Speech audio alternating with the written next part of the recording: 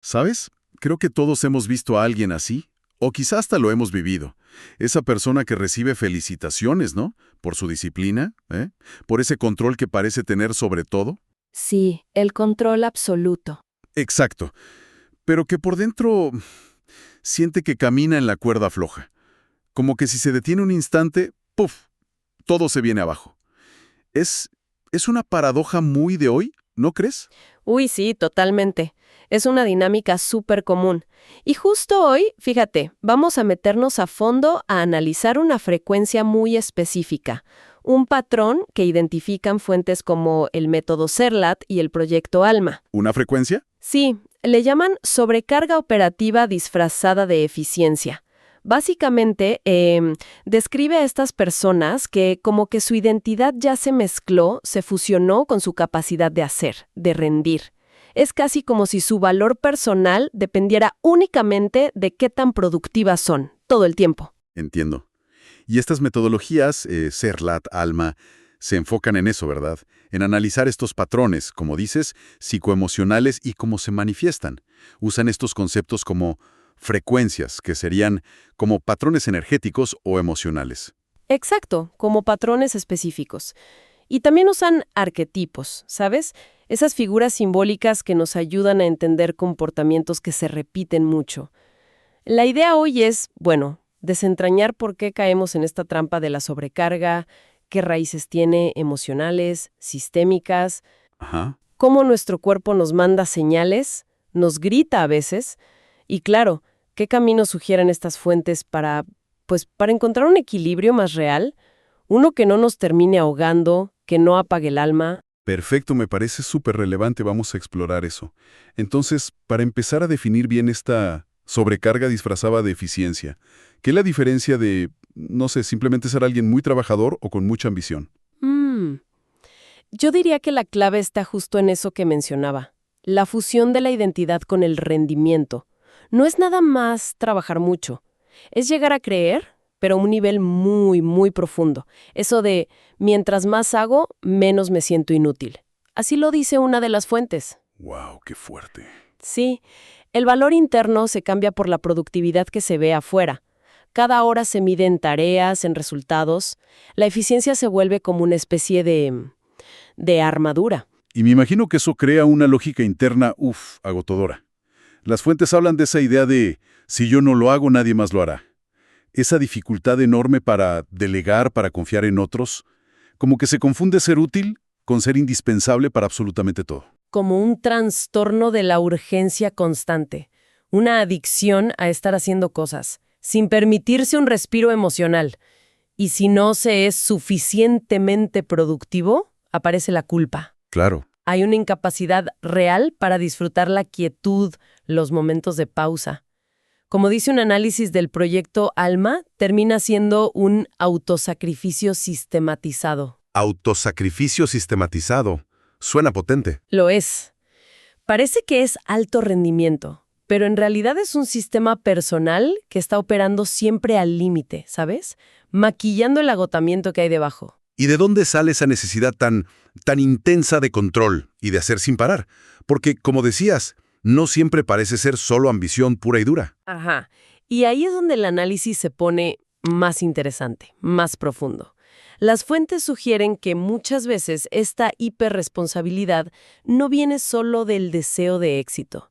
Puede ser una respuesta que se aprendió en entornos del pasado que fueron caóticos, inestables, Ah, claro. donde tomar el control absoluto era, pues literalmente una estrategia para sobrevivir. Tiene todo el sentido.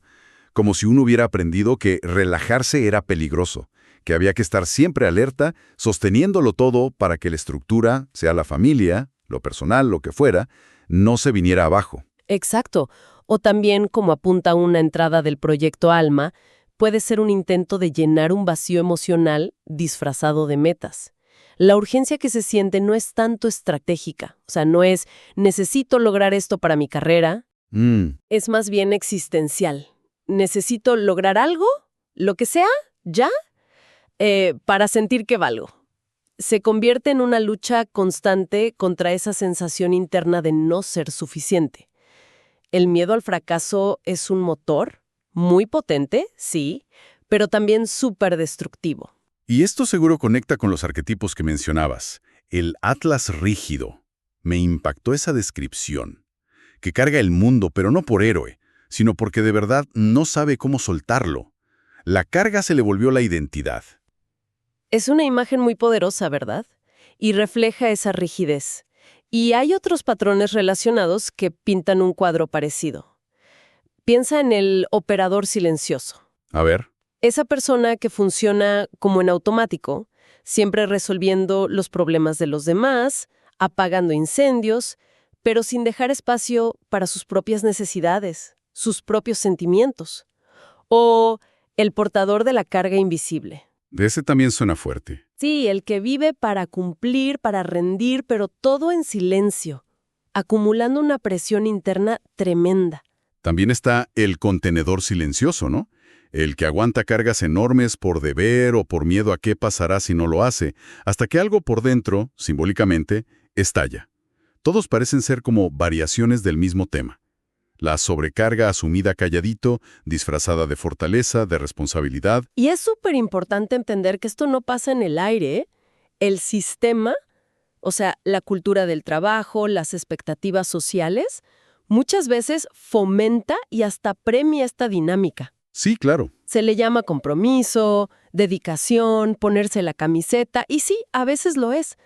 Pero otras veces es una forma de normalizar el agotamiento, de disfrazarlo. Claro, se confunde la estabilidad que te da cumplir con todo con una especie de resignación.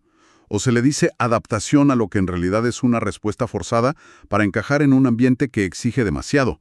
Uno puede volverse súper funcional en ese sistema, pero ¿a qué costo? El riesgo, como lo describe una de las fuentes, es convertirse en el autómata emocional. Autómata emocional. Sí. Alguien impecable por fuera. Cumple horarios, entrega resultados, responde a lo que se espera, pero por dentro hay un vacío. Una desconexión del propósito real, ¿sabes? Una especie de anestesia emocional que provoca la rutina y la presión constante. El alma se queda, digamos, en pausa. Y es ahí, me imagino, cuando el cuerpo, que no entiende de disfraces ni de máscaras, empieza a manifestar ese desequilibrio. El método Serla tiene una frase muy directa sobre eso. Lo que el alma no libera, el cuerpo lo grita. Esa tensión acumulada, esas emociones que no se procesan, tienen que salir por algún lado. Precisamente. Las fuentes detallan varias manifestaciones psicosomáticas que se asocian a esta frecuencia de sobrecarga, y no son coincidencias, ¿eh? Es como el cuerpo refleja esa saturación, energética y emocional. Por ejemplo, la exigencia crónica y el negar el descanso impactan directo al sistema nervioso, a las glándulas suprarrenales. Entonces, ¿qué tipo de señales físicas podríamos empezar a notar? Bueno, a ver, pensemos qué significa vivir con una sobrecarga mental constante y esa responsabilidad autoimpuesta que no te da tregua. Pues no es raro que esto se manifieste como migrañas tensionales, dolores de cabeza frecuentes. Es como si la cabeza literalmente estuviera a punto de estallar por esa presión interna que no se libera. Uf, sí. El insomnio crónico también es muy común. El sistema nervioso está tan conectado, tan en alerta por la urgencia y la ansiedad de fondo, que simplemente no puede desconectar para descansar bien. Entiendo. Y la tensión que no se expresa. Eso que va por dentro. Exacto. Esa presión contenida, ese miedo al fracaso que se sienta en el pecho, esa rabia o frustración que no se dice porque hay que mantener el control, puede salir de otras formas. Algunas fuentes lo relacionan con la hipertensión arterial, la presión interna que nunca encontró una válvula de escape sana. Tiene sentido. O incluso con el bruxismo, ese apretar o rechinar los dientes, sobre todo de noche. Es como si la mandíbula cargara toda la tensión que no se pudo liberar con la voz durante el día. Es impresionante esa conexión cuerpo-emoción. Y supongo que la autoexigencia constante y el estrés que se mantiene afectan otras áreas también. Claro, piensa en la gastritis crónica o hasta las úlceras. Las fuentes las asocian con esa autoexigencia silenciosa, esa ira contenida que arde por dentro, como si el cuerpo intentara digerir lo que la mente no puede procesar o soltar. Ajá. Y por supuesto, está el cuadro general de fatiga crónica o agotamiento profundo. Y no es solo cansancio físico, ¿eh? Es un desgaste de energía por dar demasiado, por cargar esos pesos invisibles, por una desconexión del sentido de la vida. El cuerpo simplemente dice, hasta aquí llegue. Es el resultado del agotamiento del cortisol, la desregulación adrenal. Esa. Impactante ver cómo esos patrones emocionales y mentales se pueden traducir en síntomas físicos tan concretos. Pero más allá de lo físico, el costo emocional de vivir así debe ser enorme también. Inmenso. Hay un agotamiento profundo que viene nomás de fingir fortaleza todo el tiempo. Ese cansancio emocional de parecer fuertes que menciona el proyecto Alma es una carga extra, la de mantener esa fachada de control y eficiencia. Y esa desconexión que mencionabas antes, esa idea de vivir en modo corregirme en vez de modo sentirme. Qué terrible pensar en estar constantemente autosupervisándose, juzgándose, en lugar de simplemente vivir la vida. Apaga toda la espontaneidad, la autenticidad. Exacto. Ya no se vive, se edita la experiencia mientras pasa, para que encaje en el molde de la eficiencia y el control. Y esto, inevitablemente, puede llevar a una sensación de vacío muy profunda, incluso cuando por fuera todo parece funcionar de maravilla. Ajá. Es lo que una de las frecuencias describe como el arquetipo del alma fantasma, asociado a veces a una depresión silenciosa. La persona está ahí, cumple, funciona, pero se siente ausente de sí misma, desconectada de la alegría, del sentido. Es un panorama complejo y, pues, lamentablemente bastante reconocible en mucha gente hoy. Frente a esto, ¿qué proponen estas metodologías como el método Serlat para empezar a salir de esa trampa? Mira, las recomendaciones apuntan a un cambio de chip interno, podríamos decir, a desmantelar las creencias que sostienen esa sobrecarga. El primer paso, y quizá el más importante, es redefinir qué entendemos por eficiencia. Cambiar el concepto. Sí. La verdadera eficiencia, sugieren las fuentes, no nace del esfuerzo sin fin y del desgaste, sino del orden interno, de la priorización natural que surge cuando estamos conectados con nosotros mismos, con lo que de verdad importa. Eso implica algo que a muchos nos cuesta horrores. Valorar el descanso. Superar esa culpa tan metida que sentimos por parar, por no estar produciendo algo tangible. Fundamental. Se habla de incluir conscientemente márgenes sagrados en el día a día, espacios sin un propósito productivo claro, entendidos no como flojera, sino como momentos necesarios para integrar, para recuperar el ritmo natural, incluso atreverse a experimentar el no saber qué sigue, desintoxicarse de ese tiempo tan estructurado. Y el tema de delegar, verlo no como una falla, sino como algo bueno. Como un acto de confianza. Confianza en los demás, claro, pero también confianza en que la estructura laboral, familiar, la que sea, puede sostenerse sin que uno tenga que controlarlo absolutamente todo.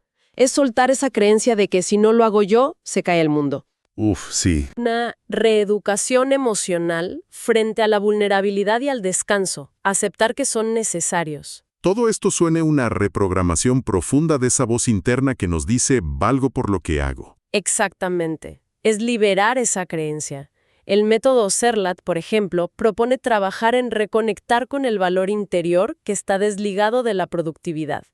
Y también sugiere usar herramientas simbólicas como para anclar esta nueva perspectiva. ¿Herramientas como cuáles? ¿Qué tipo de herramientas? Pueden ser arquetipos que representen la liberación de estos patrones.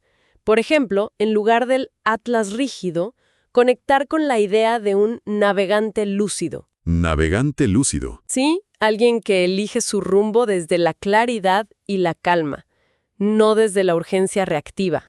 O también usar frases o códigos, como ellos los llaman, para reforzar el cambio interno. Una frase que proponen es: me doy permiso de detenerme sin perder mi esencia. Me doy permiso de detenerme sin perder mi esencia. Es potente. Ataca directo ese miedo a que parar signifique desaparecer o perder valor. Así es. Otra idea similar que resuena en las fuentes es: no es eficiente quien nunca se detiene, sino quien sabe cuándo es hora de detenerse. Cambia totalmente el foco, ¿ves? de la resistencia pura a la sabiduría de encontrar el ritmo propio. Entonces, resumiendo un poco, esta sobrecarga operativa que se disfraza de eficiencia es, bueno, una trampa cultural y personal muy, muy extendida. Nos lleva al límite físico, nos desconecta emocionalmente y nos aleja de un ritmo de vida que sea verdaderamente sostenible, que nos nutra. Correcto. Y la verdadera fortaleza no está en esa capacidad casi sobrehumana de hacerlo todo, sino en la habilidad de construir un orden interno y externo que sea sostenible, que nos permita respirar, que honre tanto nuestra capacidad de hacer como nuestra necesidad de ser, de sentir, de conectar. El primer paso, entonces, es darse cuenta. Reconocer si estamos atrapados en esa dinámica, ya sea nosotros mismos o viéndolo en nuestro entorno. Solo desde ahí podemos empezar a elegir conscientemente un camino distinto. Un camino que nos permita recuperar la conexión con nuestra propia energía vital, con nuestro propósito. Algo que muchas veces se pierde en esa vorágine del hacer por hacer y la búsqueda constante de validación de afuera a través del rendimiento. Material de Serlat, Que me pareció muy, muy directa y reveladora. Te vendieron la idea de que ser eficiente es la meta, pero nadie te dijo que ese ritmo no era humano. es una llamada de atención muy fuerte, ¿verdad? Y continúa. Cuando tu alma se queda sin pausas, lo que haces deja de tener sentido. El método Serlat no te invita a hacer más, te invita a recordar quién eres cuando no haces nada. Uf. Una reflexión final para quien nos escucha. ¿Estamos construyendo una jaula de eficiencia o un espacio para poder respirar y simplemente ser?